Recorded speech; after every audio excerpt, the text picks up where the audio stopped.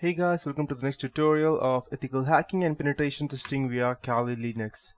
So even if you knew how to go ahead and secure your Wi-Fi network and you have already done so, you probably will find all the encryption acronyms a little bit puzzling. So today you will I will go ahead and highlight the differences between encryption standards like WEP, WPA and WPA.2 and why it matters, which acronym you slap on your home Wi-Fi network is more important, and later on I'll be teaching you how we could go ahead and try to bypass these securities. So to start with, first there are different types of securities. Recent technologies have 802.11b, 11g.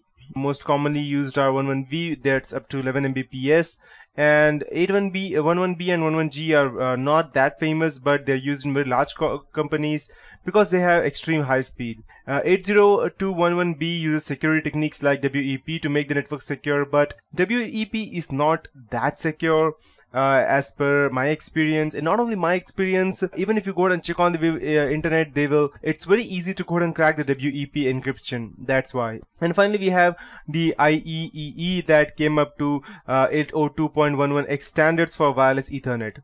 So let's go ahead and take a look at the different types of authentication that we have.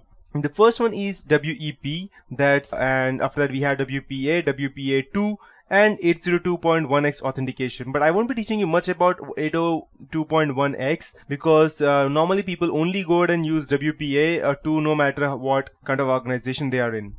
So you might be wondering, why does it all matter? You did what you were told to, you logged onto your router after you purchased it and plugged it in for the first time and set a password.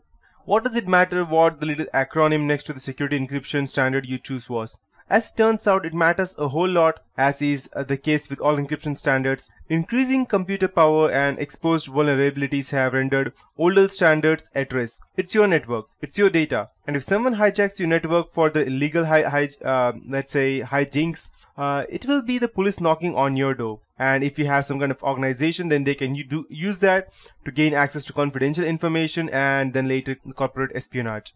So understanding the differences between encryption protocols and implementing the most advanced one for your router can go ahead and help you increase your security, or upgrading it if it cannot support current generation's secure standards. So that is the difference between offering someone easy access to your home and network and sitting secure.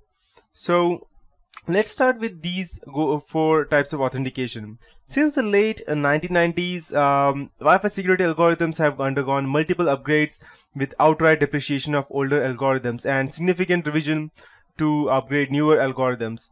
So if you go to look at your history of Wi-Fi security, it will serve to highlight both what's out there right now and why you should avoid the older standards such as WEP. So I'll just go to the next. Okay, so this is what a WEP looks like, and WEP, that is the full form is wide equivalent privacy. WEP is most widely used Wi-Fi security algorithm in the world. That is a function of age, backwards compatibility, and the fact that it appears first in encryption types selection menus in many router control panels. WEP was ratified as a Wi-Fi security standard in September 1999, and the first versions of WEP were not particularly strong. Even for that time, they were released because United States restrictions on the export of various cryptographic technology led to manufacturers restricting the devices to only 64-bit encryption, whereas this was this was only a 64-bit encryption. When restrictions were lifted, it was increased to 128-bit despite of the introduction of 256-bit WEP encryption. So 128-bit remains one of the most common implementation standards. Despite revisions to the algorithms and increased key size in the WEP, over time numerous security flaws were discovered in the WEP standard. As computing power increased, it became very easier and easier to exploit them. As early there was some exploits that were floating around. By 2005, that the FBI from the United States gave public demonstration in an effort to increase the awareness of WEP's encryption. So WEP are not commonly used that much these days, and despite various improvements, workarounds and other attempts to shore up the WEP system, it remains highly vulnerable, and systems that rely on WEP should be upgraded, or if security upgrades are not an option, replaced. The Wi-Fi Alliance officially retired WEP in 2004. So I'll just go ahead and explain you the process as to how WEP encryption works like.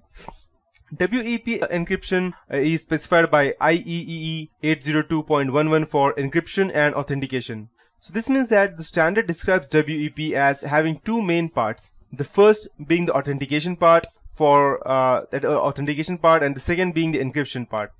The goals of WEP are access control achieved by preventing unauthorized user from gaining access because they do not have the correct WEP key.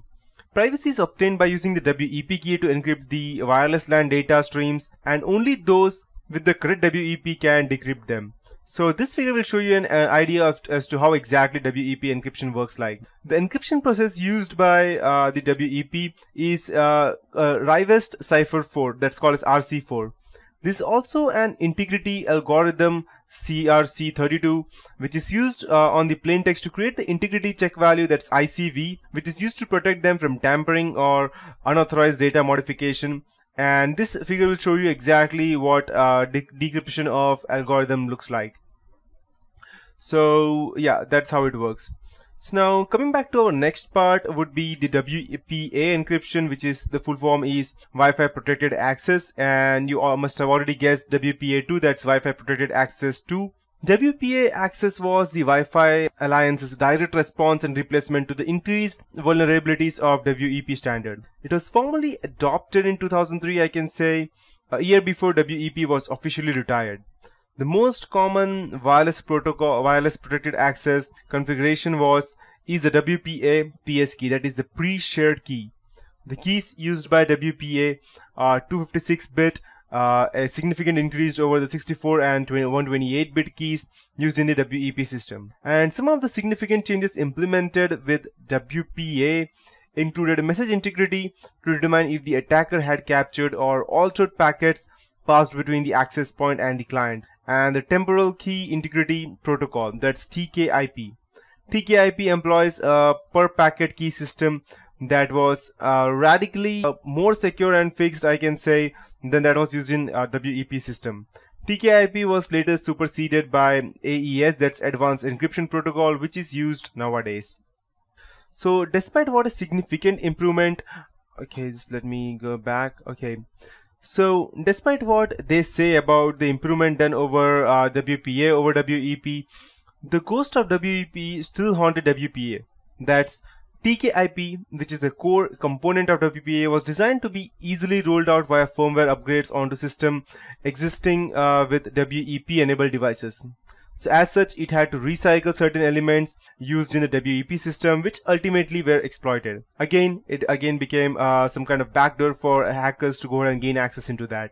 So WPA, like its predecessor WEP, it has been shown via both proof of concept and public demonstration to be very vulnerable to intrusion. Interestingly, the process by which WPA is usually breached is not a direct attack on WPA algorithm, but by attacks on a simply built system that was rolled out with WPA and Wi-Fi protected access, that's WPS, which was designed to make it easy to link devices to modern access points.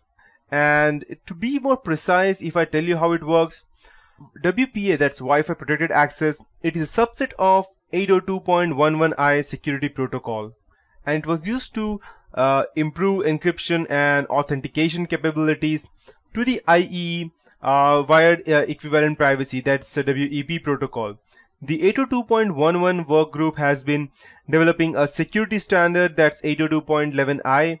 The decision was made to take the stable parts of the upcoming 802.11i standard and implement them into a standard that would provide wireless security until the 802.11i standard was finalized. So the standard takes these 6 elements of the 802.11i protocol and puts them together to increase the security provided by WEP.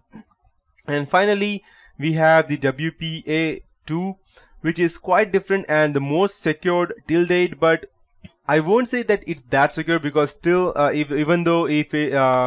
matter how secure it is still crackable, but not as much as the WPA or WEP.